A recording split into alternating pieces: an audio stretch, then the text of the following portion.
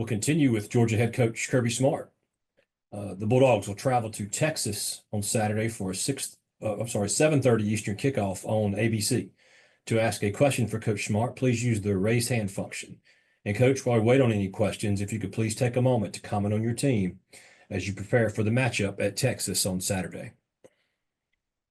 Yeah, our guys are excited. We get to go on the road again for a third time for a third night game against a really good opponent. A lot of respect for Texas, the job that Sark has done with his program entering the SEC. He has known it's coming for a while, and he's built his roster that way. He's done an incredible job recruiting and stockpiling talent, whether that was through portal or high schools.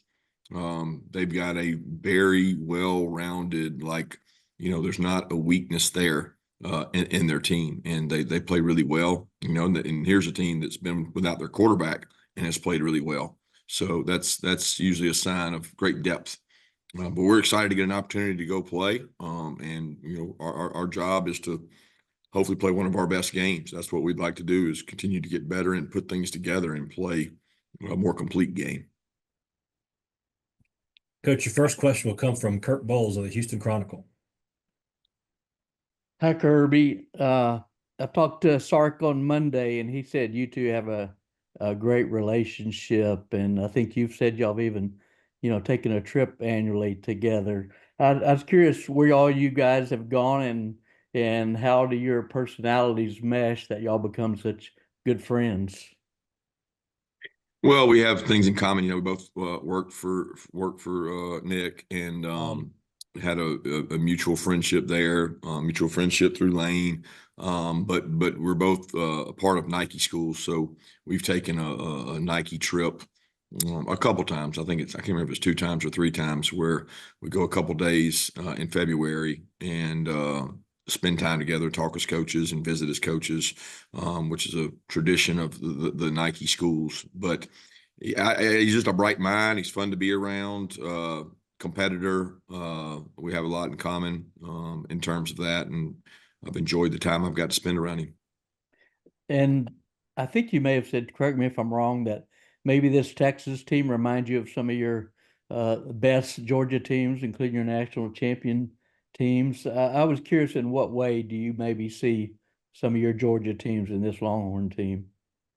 Well, I think when you look for a team, you look for weaknesses. You look for areas that you can maybe take advantage of. And when you look across the board through the kicking game, the passing game, the run game, the fundamentally sound complementary football, forced turnovers, don't turn the ball over, the things that you can eliminate from beating yourself, they do a great job at all of that.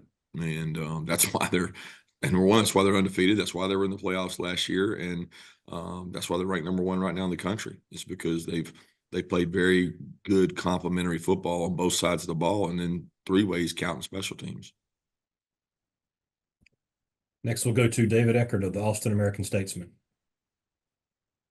Hey, Kirby, appreciate the time today. I'm just curious, when you look at this Texas team, what do you think is the most significant challenge that it poses to its opponents when you look at them on film? The offensive and defensive lines are extremely big and physical. So they have great skill. But, you might play 3-4 teams in the SEC that have great skill.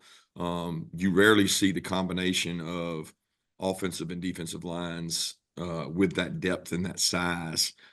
They have great edge guys. They got great interior guys. They got really athletic linebackers, and they got offensive linemen that are big, and their scheme suits that with what they run. And, that doesn't mean they can't throw the ball and rush the passer. They do all those things well too, but it starts up front in our conference, and they are able to protect the quarterback, run the ball, and stop the run and rush the passer. And then I'm sure obviously Uga and Bevo kind of had a run-in the last time y'all played. Is Uga coming to Austin? Do you know with that in mind? I do not know that. I'll be honest with you. That's the word about Texas. I have my hands full with them. I don't know the answer to that. Appreciate it, Kirby. Thanks. Yeah. Next, we'll go to James Crapia, the Oregonian. Kirby, I wanted your thoughts on Dan's deliberate 12-man penalty late this past week against Ohio State. Is that a scenario that y'all practice? And if Steve Shaw is going to issue a rules interpretation, what should a rule change be for such a circumstance? Really don't know the answer to that. Steve does a great job. I'm actually on the rules committee and have sat in meetings with him. He's so thorough in what he does. He's been part of college football for so long, and he's big on protecting the integrity of the game and also making sure that it's fair and uniform across divisions. I've learned a lot from being on that committee of things I didn't even know. I'm not talking about rules. I'm just saying from Division I to NAIA to officiating, you want that to be consistent is probably the right word. He does a great job with all that. But as far as all that other stuff, I really don't have a comment. Is that a scenario y'all have practiced? Like I talked about, I don't get into our practices and what we work on and things we do, things like that. We try to be as detailed as we can to prepare, but it's not something I'd rather comment on. Thank you. Next, we'll go to Mike Griffith of AJC Dog Nation. Kirby, I wanted to ask you about the rule changes. I know there's been a handful of notable ones, in-helmet radio, communication, iPad usage. I guess now there's new transfer window. There's a 2-minute timeout. Of the things that have changed in college football, which of those have been the most impactful? And what have been your thoughts about how some of those rule changes have played out so far this season? I think that's hard to measure 6 weeks in or however many weeks we're in. I don't think you know the full effect of some of those rule changes until you have the entirety of a season. To make that judgment right now would probably be not enough information is what I would say. But, whatever the changes have been, they're equal on each side. So I never look at it as an impact one way or the other. I just don't. I look at it as, if you have an iPad, well, they have an iPad too. Okay. If you have helmet communication, well, they have helmet communication too. I have not seen a significant change other than between series, a bunch of players holding iPads, and at halftime, a bunch of players holding iPads, which the great high school programs across the state and country, they do that already with TV monitors. I go to a high school game and they're all looking at it. So it's not really different for the kids. It's new to us. And as far as the 2-minute, I mean, it's like an extra timeout. So I keep looking at it like I can't say what impact it's had over 6 weeks. It is different, but it's not a noticeable impact. Thank you. Next, we'll go to Joe Cook of Inside Texas. Hey, Kirby, I know that coaches talk about staying on schedule and how important that is both on offense and defense.